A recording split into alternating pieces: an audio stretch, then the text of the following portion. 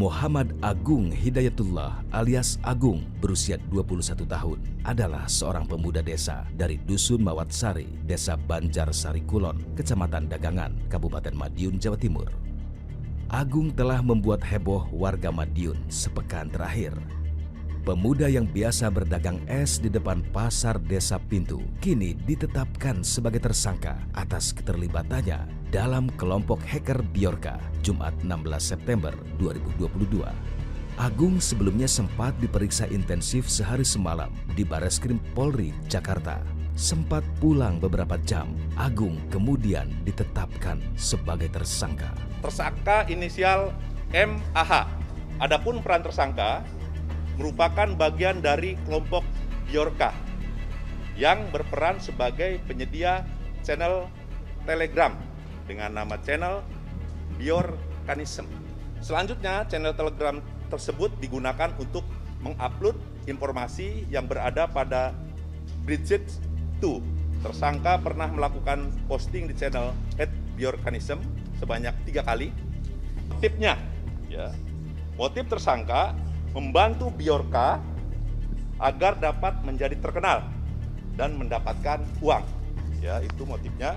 Kemudian tim sus juga telah mengamankan beberapa barang bukti.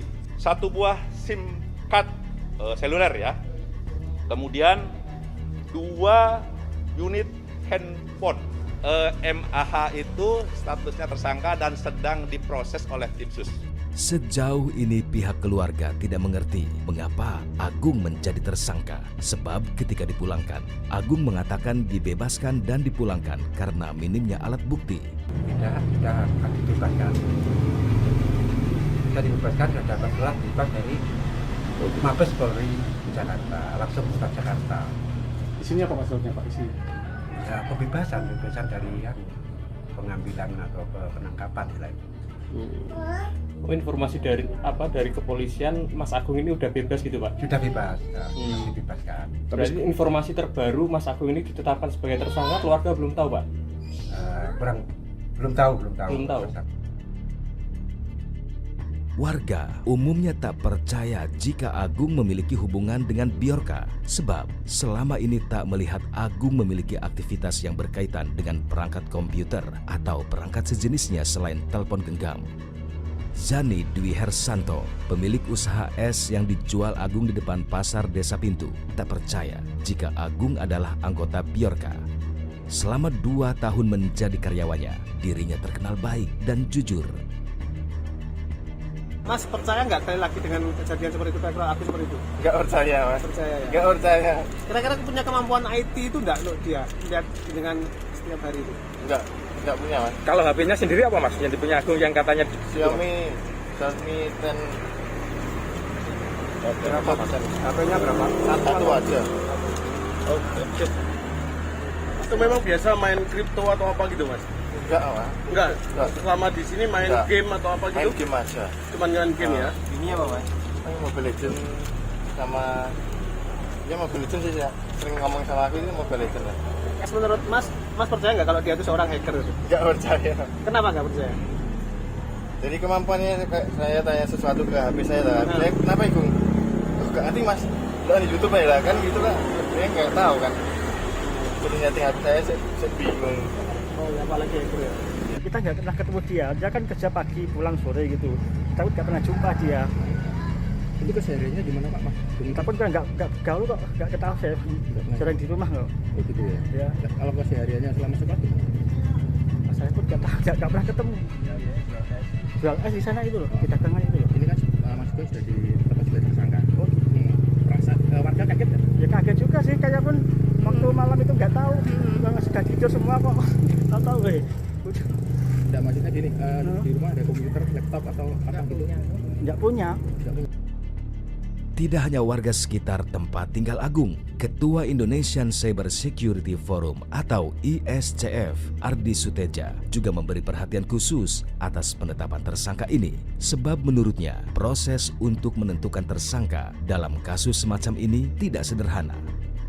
Jika serampangan, justru bisa berbalik. Penegak hukum bisa kalah di pengadilan.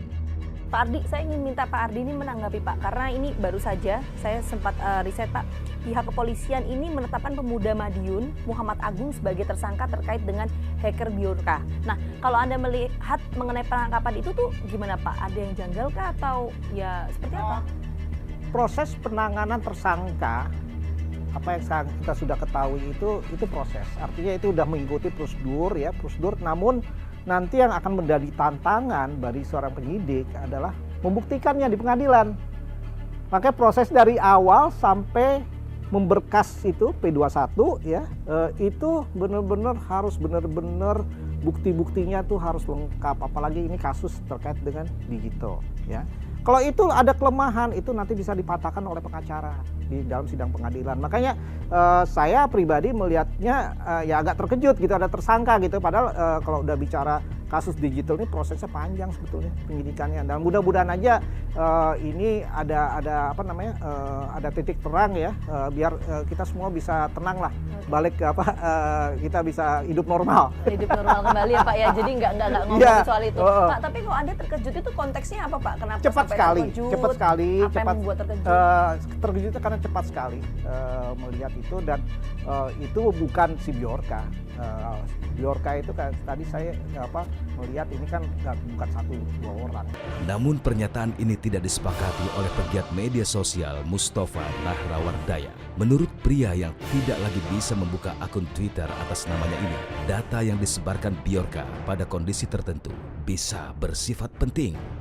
Kalau melihat dari karakteristik data yang disebarluaskan oleh Bjorka, Mas Nahra melihatnya ini memang data yang rahasia kah, atau memang semua orang tuh bisa mengakses itu sebetulnya?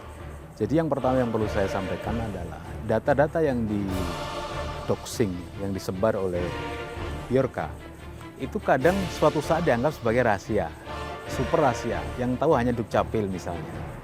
Jadi tidak boleh pihak lain mengakses kecuali dengan izin yang sangat ketat. Ini kan berarti data itu bukan data biasa. Misalkan data KTP, NIK, data kartu keluarga, identitas pribadi.